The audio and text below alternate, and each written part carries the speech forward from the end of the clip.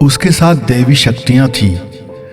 जिसके दिल में प्यार है, जिसके दिल में दया है, करुणा है, उसका कोई लाख बुरा चाहे बुरा हो नहीं सकता।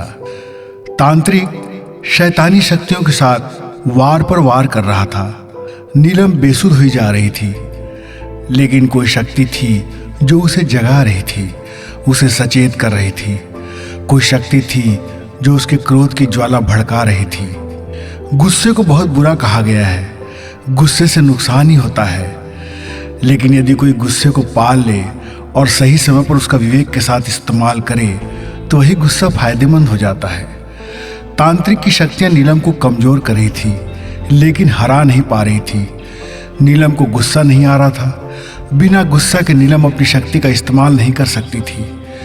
जो ही नीलम के भीतर की क्रोध की ज्वाला भड़कना चाहती, नीलम को ऐसी हंसी आ जाती कि वो गुस्सा गायब हो जाता और नीलम मदहोश होकर गुनगुनाने लगती, तांत्रिक के आगे झूमने लगती।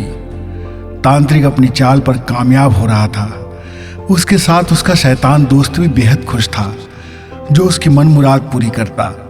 तांत्रिक ने उस लड़की को भी अपनी तंत्र साधना के लिए उस शैतान के हाथों अगवा करवाया था और फिर उसकी बलि चढ़ाकर उसका कौमार याहुत कर उसकी आत्मा का हरण कर उसकी लाश फेंकवा दिया था।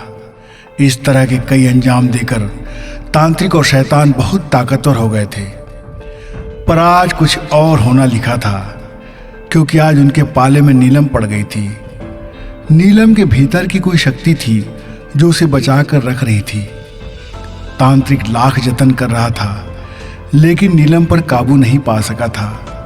यदि नीलम उसके वश में हो जाए तो सारी दुनिया की ताकत उसका बाल भी बांका नहीं कर सकती थी, क्योंकि नीलम असीम ताकत की स्वामिनी थी।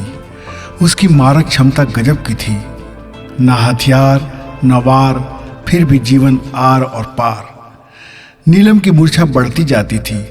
रात का अंधेरा बढ़ रहा था, लेकिन दूर कहीं चांद अपने आधे रूप में उदित हो रहा था। उसकी मध्यम रोशनी जमीन पर पड़ रही थी। तांत्रिक की ज्वाला भड़क रही थी और तभी चंद्रमा की चंद्रधवल किरणें नीलम के चेहरे पर पड़ी। नीलम को मानो झटका सा लगा। नीलम मानो गहरी नींद से जागी हो। नीलम को लगा कि वो मदहोशी से बाहर आ रही है और भीतर कहीं कोई बहुत तेज ऊर्जा उसे जागृत कर रही हो। उसकी आंखों से धुंधलापन गायब होने लगा। सामने कुछ कुछ साफ दिखने लगा। उसने देखा कि एक तांत्रिक उस पर मंत्र से वार कर रहा है। उसके पीछे शैतानी शक्तियां अट्टहास करके उसे चिढ़ा रही हैं। और फिर उसे एहसास हुआ कि वो छलकर यहाँ लाई गई और उसके साथ गलत हो रहा है। उसने ध्यान लगाया।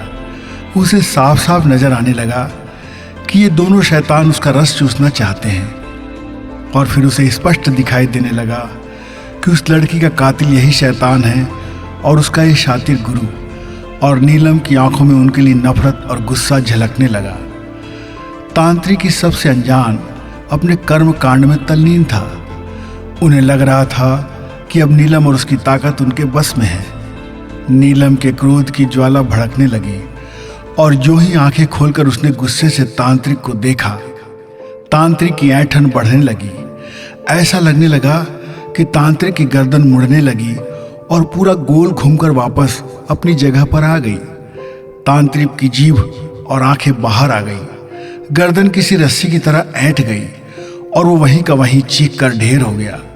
उसकी बदतर हालत देखकर शैतान अपनी कटार लेकर नीलम को मारने के लिए आगे बढ़ा।